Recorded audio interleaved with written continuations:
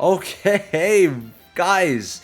So we are doing our seasonal tier list. This obviously being for season 3. And between my last tier list and this one, there were a lot of units that I missed out on.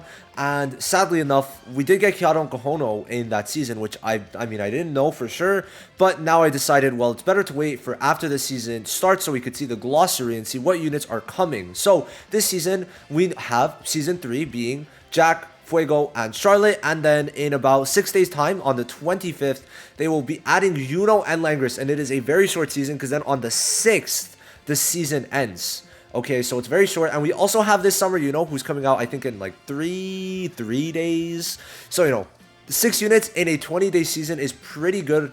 I mean, to catch up, obviously, because if we look at what we're missing all of this plus 2 other units, being Season 8, Luck and Yami, and Vanessa's going to be free, so we're not missing much. This is going to be very doable in my eyes, I think, especially when they just don't really do many updates, right? And especially since from Black Asta to Seasonal Yami, it was like a while, and from Yami to Mario, it's like 20 days almost, so almost 3 weeks, right? So a lot of interesting stuff. So we're going to be doing PvP and PvE, and there's a lot of updates. Okay, the meta has changed quite a lot, and there's just some little changes that I thought I should make, and also just insights I have from starting to get back into the meta. There was a little time, especially with my vacation, that I just was kind of out of touch. And you guys let me know what you think of this. I also play on Canada, so the meta might be different, or might just be lackluster there, or if anything, it might be more advanced because of the fact that Canada has been existing since August and Global came out in November. So there might be that too. So we're going to start obviously just with doing the changes in the tiers and then bring in the new units. So we're going to start with PvP since, well, I want to start with PvP personally, and I'm selfish like that. Last time I started with PvE, this time PvP. So I basically recopied the tiers from how they were in the Season 2 video, and we're going to re-go from that. So I'm going to start with changes and then go to new units, essentially. That's how I like to do things usually. So let's just basically, let's get into it. So for blue, right away, this is PvP. Okay, so first of all, William goes up. I think his value with Charlotte is going to be very high. And there's also the fact that with Julius, there's a very fun mechanic that you're able to do. I should probably have pulled up Pride Win. If I accidentally X out, I'm going to make another tab, because if I accidentally X out of this tier list, I won't have it saved. So that's going to be very important. So with William, what William does end up doing is giving defense pen to him and the partner mage, and that's going to ignore 40% of defense. Now, alongside that, if we go to Julius, right, his combo is insanely good, okay? So I'm pretty sure this decreases only if there's a crit, but I'm not in game, and I only really use it on JP, so doesn't really matter. But mainly, the main thing is that it does 85% attack and magic attack with a 50% increased damage buff. Plus, ignoring this, it makes it very strong first turn to where you should be able to snipe either Julius's first life on the enemy team or just Noelle, right, or a support on the other team. And I think this is just very strong. And since William has high speed, starting at 120 but with dupes, which you could get for free, right, from the world levels and just getting lucky, right, goes up to 126, which makes William a very high contender. And on a full blue team, it's just going to be a very, very, very, very, very, very strong thing to run. So just looking at all of the other units, I would say, oh, so Raya is not supposed to be here. Oh wait, is he? No, he is. So I'm going to move Raya down and look down. I just realized, yeah. So these two, PvP-wise, not really cooking as much anymore. Raya needs he needs a lot of sustaining for it to work. And this full speed team doesn't end up working out too much anymore. I would say it's not exactly as good. A bit of damage reduction is usually enough to really get rid of it. And Julius has his second life, so, there's just that to consider. I would say is actually quite important, right? Now, next up, I would say William and Ghost kind of go up if we consider it. Yami has had his place in the meta mainly because, well, place in the meta. He is usable because of the fact that he removes barriers, and he also has his total silence with the SP -3. Both are very, -4 if you count this. Both are very good skills, and it's just very nice. Plus the block HP recovery goes through all type of debuff blocks. So if you just want to apply that, it's very nice. And this guy does pretty good damage against red units. So yeah, no, Yami is pretty good. And then Ghost, main reason is that his damage reduction is high. He has good speed, right? And he has a good buffing ability, and I think he's definitely deserving of S rank. I'm honestly curious what you guys think of Ghost personally. I think that's one of the ones that I might tend to differ or be the same as you guys on. Now, as for A rank, just looking at it, these two are definitely... Hold on. I'm tripping. I put Ghost and Yami in the wrong tier list. That's a bit silly. That's very silly. Right. My bad. So, yeah. Wait, no. No. One sec. Okay, sorry. I just was looking at the wrong tier list. But anyway, so Ghost and Yami are here right now, going on to A rank. In terms of placements, in terms of anything new at the moment, or anything changed, I would say this is staying pretty consistent. Noelle actually is very strong, but obviously Red Noelle is just better. But taking away the fact that they are the same name unit and you can't use both of them, if you want to use this SR Noelle, it does work sometimes, so there's not really much else to say. It's basically if you put Radis' skill 2 plus his ult together on the ultimate, right? Because you get the defense increase level 3 plus also the barrier, that's very strong, so there is that, right? Now, as for B ranking, not much, nothing changes actually. So now we can start getting into the new placements, right? And we're going to start with Charlotte. We're going to go from highest to lowest, essentially. So, Charlotte, as you can see, blue is kind of dominating right now in terms of just color-wise. I think it's kind of natural in a way, just because the blue units are better, and especially because this is the first mono unit we get.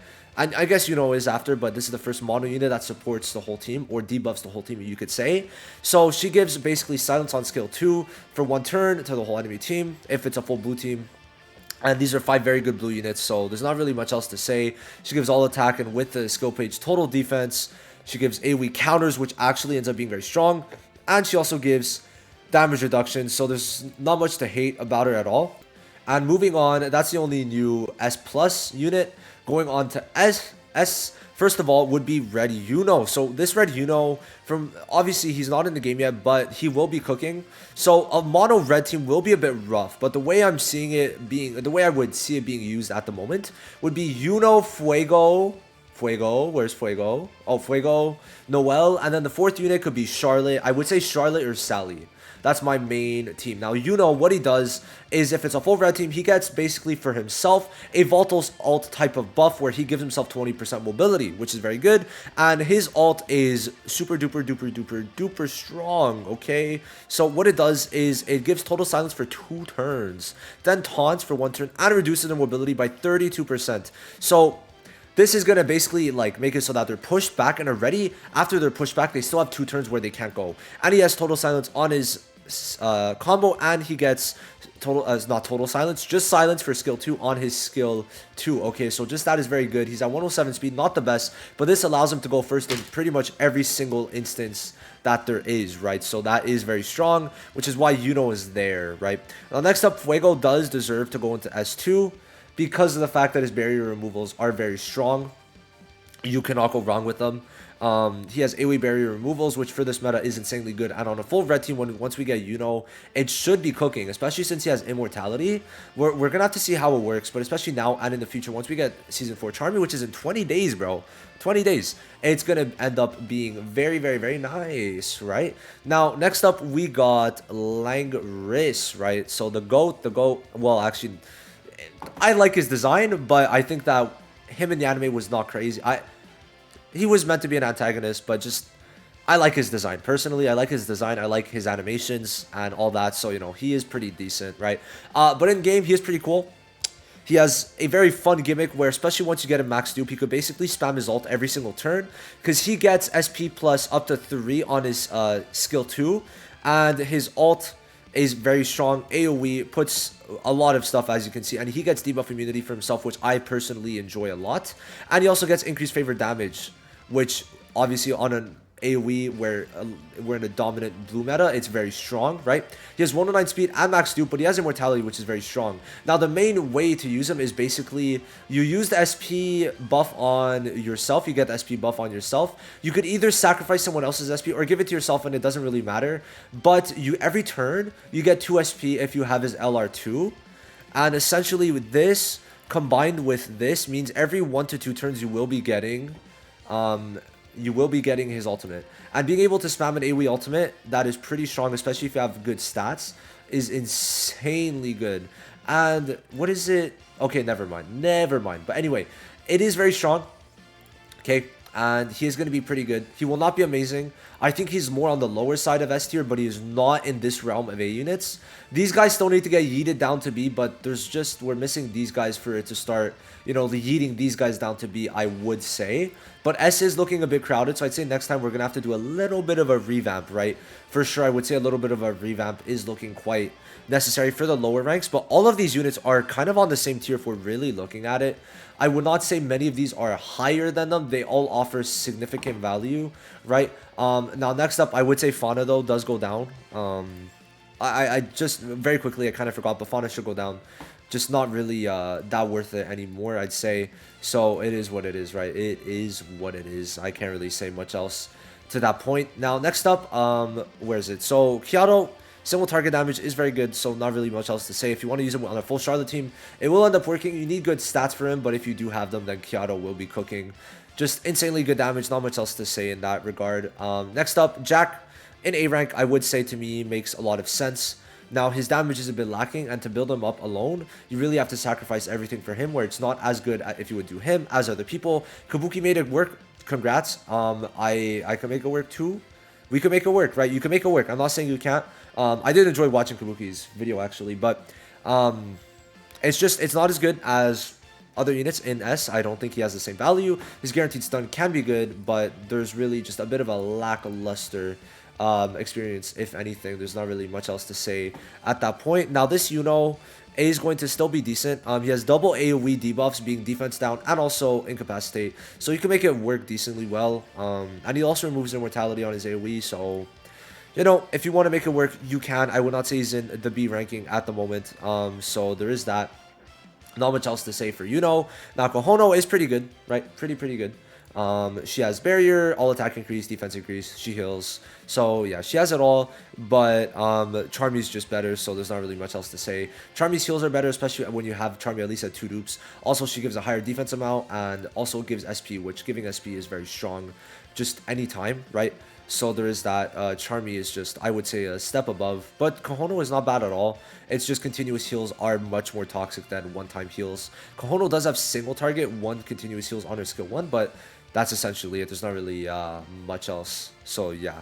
Then Gifso, not really a place in PvP, but he has some all attack buffs. Kind of cool, but single target, so it doesn't really... Is it single target? Even if it wasn't, it doesn't really matter, but... on all allies, it's not single target, but it's just not good for PvP, right? It's a bit of a, he's only giving straight damage, right? Which isn't always bad, but I would say Sally in most cases does do it better. And also, he gives extra damage to bosses, but there's no bosses in PvP, so what's the point? What's the point, right? What is the point? So yeah, you're just better off running like Sally, Ghost, right? So yeah, that's basically it. Not really much more to say for PvP. I'm pretty content with this tier list, if anything. I would say starting to move down B and A a bit would probably be better for the next one. But as of right now, this is how I would classify the tier list. A lot of good S units that are like either a bit on the lower side or a bit on the higher side that I would not separate in the tier because, well, meta-wise, this is like, I would say these units all have the same amount of relevancy. More so on attack, I guess, but you would see most of these units about equal amounts. And then A, it's getting a bit, they're starting to be a bit foreign to PvP, right? I think Kohono, it's more so that people just didn't summon. And Jack, I mean, people are going to use more now, but very soon they will not be using him because it's more relevancy, right? He's new, people want to try him out, people like Jack, people find him pretty drippy. I find him drippy, okay? Other people might not, but I find him drippy, okay? That's what counts. So that's it for the PvP tier. Let's take one good long look, and then we're going to head over to PvE, okay? All right. So this is the tier list that we started with, and we're going to do some decent changes, okay? So we're, as usual, well, like we did with PvP, like with PvP, we're going to start with the changes. So first of all, we're going to put Raya and Nebra up here. So Nebra has a guaranteed buff block, which some other people do have, but it's a bit rough. And Nebra, in combination with everything else, works very well. And it's very good for Guild Boss, and she's extremely good also for raids, right? Now, Raya, nuke damage, just insane, so you can't really say anything else about it. Just very, very good. Did a tremendous job with Raya, and I'm just happy that at least Raya is useful, but I would like a seasonal Raya, please. Give me another Raya. I want another Raya. Like, we got another Fauna, we got another Veto, but not another Raya. So what's up with this? What's up with this? And another Licht. But I guess they're waiting for the Alpha Arc stages for that, but like, come on. Anyway, a bit stupid. Just a bit stupid. So after that, if we're really looking at it, there's not really many other changes. For now, in terms of the blue tiering, I would say that it stays rather the same unless I'm kind of tripping. Besides Blue Yami, he does go down because obviously we have other blue units now, and not really looking too good for him in general. But yeah, that's basically it. Now for A, like changes wise, it's not like the meta doesn't change for like PVE, right? It's just little things that I thought like I would tweak, but that's about it, right? Besides that, like, you know, we're looking pretty chill for this. So let's hop right into the new characters. I like that I do a tier listing like this where I put new and I put all of them there, because it's a lot easier to do that than to fish for them in this pool of characters, which is becoming much smaller. Just to kind of show you guys, look at how many units in the last one we didn't have in the game, and now look, it's getting a lot shorter in what, less than 2 months. So, you know, to me that's like, for me, it's a good thing. You know, I'm a content creator. I see it in that way. A lot of people are pissed, and I've seen a lot of like free-to-plays also very happy that we're catching up because of units that they want. So there is that. Now, anyway, let's get started. We'll start as usual with S and then slowly trickle down the ranks. So Charlotte, very good, has all attack and gives damage reduction, two very good things, and gives counter attack, which actually for PvE does work very well. If the boss attacks you, then that's a free extra hit that you're able to get in, so not really much else to say. Gifso 2, very good for nuking. If you use him in Hall of Illusions, it's going to work the best with him if you get his buffs of chance, because he has luck-based buffs.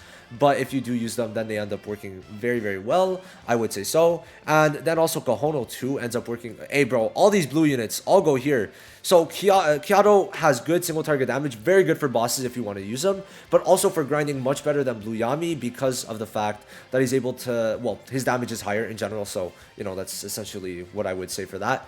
And then also Kahono has heals, which for PvE very good. Has the all attack plus defense increase, so better than the Charmies for grinding, right? That is for sure. So I would say that's essentially my reasons for that. Not really much else. Then Langris, he has his AoEs that you're able to spam quite a bit. So for that, I mean, it is pretty nice. Depending on how the auto works, it might be good for auto grinding. And I mean, hey, it's there. So for grinding wise, not bad at all. Yeah, AoEs, very, very good. Now, for Hall of Illusions or just bosses in general, it won't work that bad with Jack. It's just you really need to get those 3 miscalc stacks. So if you're building it like that, it might be a bit more rough, and you might have to manual more so for the bosses. But if you are able to, then it's pretty much guaranteed that you're going to be fine with Jack in general. So there is that. I'm going to say Licht does go down. I mean... yeah, looking at it, Licht does go down. We have good single targets and good AoE now with Immortality too, so get fucked, Licht. After this, I guess, yeah, this Yuno too, like, this Yuno is kind of crazy, bro. Because he has AoE, right? AoE, which is decent for grinding, but also just for the stages. Immortality, Incapacitate plus defense reduction, plus he lowers stamina by 20%. So for bosses, that Yuno is insanely good. Okay, insanely good. Then, very sadly, both of these guys are doo-doo, right? They don't like releasing good red PvE units. It really does seem that way. Like, what, 5 here? And then 3 SSRs down here. It's kind of crazy. So, Yuno, he's decent. He's very good in PvP, but in PvE, he doesn't offer much. Absolute Silence doesn't go a long way. He doesn't give much stamina reduction, and it's on his ult. Silence just isn't that crazy of a buff, of a debuff for PvE, which is why he's there. And then Fuego, well, look at it like this. You need to build him up for him to even do good damage. And there's not many barriers in PvE, right? His whole thing is removing barriers, which is a PvP thing, right? Which is the whole thing. And if you're trying to make him do good damage, you have to really build him up. But it's like, why would you build them up when Noelle and Yami and Charlotte just exist where they are just really good? So, yeah, that's essentially it. These are the 2 tier lists, basically done. So, go to the end of the PvP tier list if you're skipping ahead because of timestamps. Go to the end of the PvP tier list if you want to see how that one looks. But this is it. Let me know what you guys think. If you agree with my reasonings, disagree with my reasonings. Let me know. If there's little nitpicks, I mean, I don't really care, okay? If you think there's big things where someone in A should be an S+, then sure. But if someone's in S and you think they should be S+ or vice versa, I don't really think that's big. But if there's like a 2-tier changement that you think should be happening, y'all let me know. I mean, I'm open to discussion. I feel like I changed a lot of my thoughts on the JP tier list. I made this tier list and then we updated it on Pride Win together with Antelar to where there was a lot of changes, right? And you could see 40-minute video. So yeah, this one's only 20 minutes. So you can see I went really in depth to talking about a lot of stuff that I had to change. But essentially, that's it. These are the tier lists. This is the PVE tier list. Thank you guys so much for watching. I really do appreciate it. And I will see you guys in the next video, which will be probably Jack. I don't know.